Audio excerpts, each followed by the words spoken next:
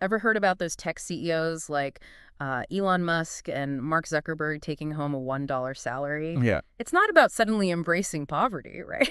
right.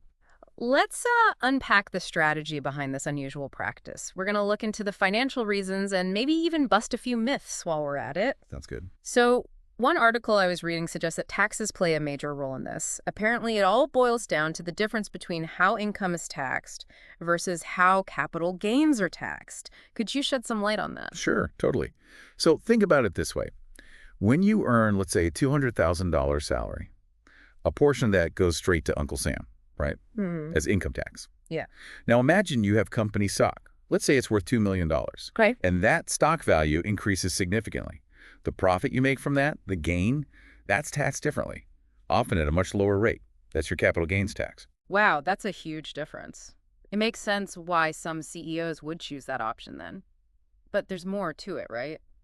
The same article also mentioned something about investor confidence. How does that factor into all of this? Yeah, that's a great point. So when a CEO's compensation is primarily in company stock, it shows investors that they are invested in the company's success too. Mm-hmm. Their financial well-being is directly tied to how well the company performs. Right. So if the company's stock value goes up, so does theirs. Makes sense. Exactly. This kind of transparency can really build trust with investors. Yeah. It's like they're saying, hey, we're all in this together. We're riding this wave. That's a good way to put it. Speaking of being all in, that reminds me of the legal requirement for CEOs to have a formal compensation agreement, even if it's just for a single dollar. Why is that? Ah, that's a really interesting bit. It might seem like a mere technicality, but it actually has pretty deep legal roots. Basically, to meet those contractual obligations and differentiate paid employees from, let's say, volunteers, Right. a formal agreement is necessary, regardless of how small the amount is. So it's less about being charitable and more about a strategic financial play. It makes you realize that a CEO's salary isn't just a number, it's a whole strategy in itself. Exactly.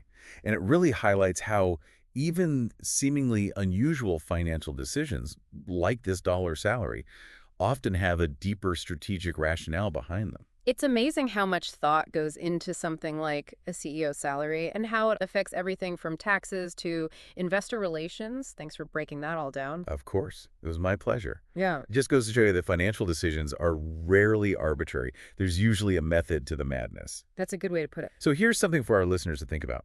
Do you think this $1 salary strategy could work in other industries?